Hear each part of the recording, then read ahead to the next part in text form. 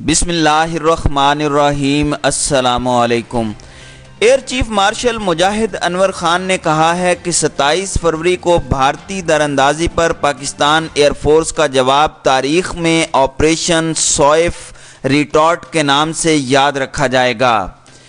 Year head quarters اسلام آباد میں air staff پریزیڈنٹیشن کے 264ویں اجلاس سے خطاب کرتے ہوئے ایئر چیف مارشل مجاہد انور نے کہا کہ اپنے دشمن کو منہ توڑ جواب دینے میں اپنی قوم کی امیدوں پر پورا اترنے کے لیے موقع دینے پر اللہ تعالیٰ کا شکر ادا کرتا ہوں۔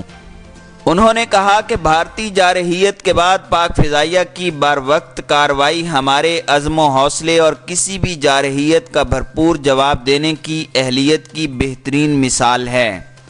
ایئر چیف مارشل نے کہا کہ میں مشکل حالات میں فارورڈ آپریٹنگ بیسز پر مثالی عزم و حوصلے سے فرائض انجام دینے والوں کو سلام پیش کرتا ہوں۔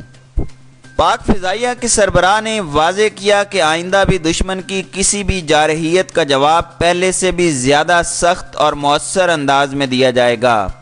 ایئر چیف مارشل مجاہد انور خان کا کہنا تھا کہ 27 فروری کو دشمن کی جارحیت کے جواب میں پاک فضائیہ کی جوابی کارروائی تاریخ میں آپریشن سوئف ریٹارٹ کے نام سے یاد رکھی جائے گی۔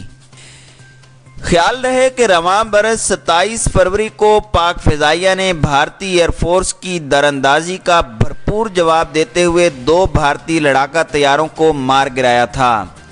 پاک فضائیہ کی اس کامیاب کارروائی کے دوران ایک بھارتی پائلٹ ونگ کمانڈر ابھینندن کو بھی گرفتار کر لیا گیا تھا، تاہم حکومت پاکستان نے جذبہ خیر سگالی کے تحت اسے رہا کر دیا تھا۔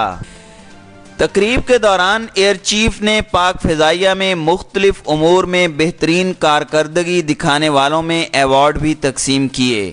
اس حوالے سے ٹریننگ اور فلائٹ سیفٹی کا ایوارڈ PAF بیس شہباز اور اسٹرانگ مین ٹرافی PAF بیس مشرف، جبکہ گراؤنڈ سیفٹی ٹرافی کا ایوارڈ PAF پشاور کے نام رہا۔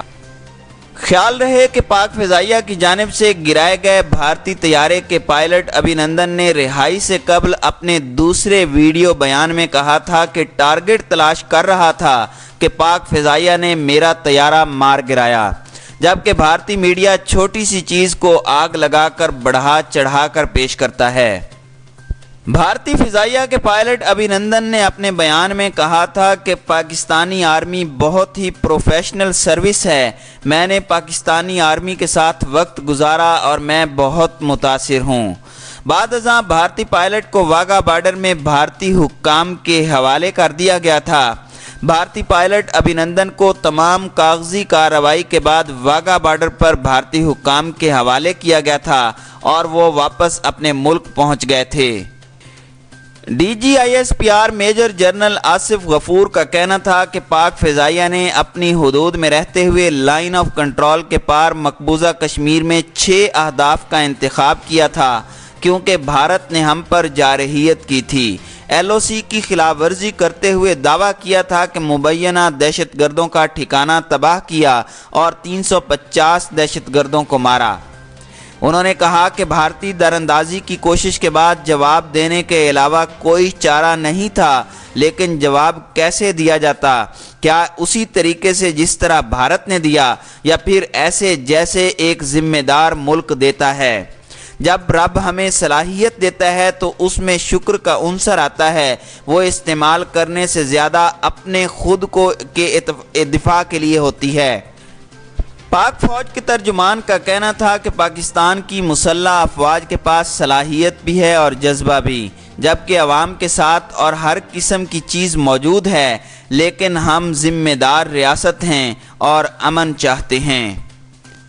جبکہ وزیر اعظم عمران خان نے بھی یہ پیغام دیا تھا کہ ہندوستان اگر ہماری جانب 1 قدم بڑھائے تو پاکستان 2 قدم بڑھائے گا۔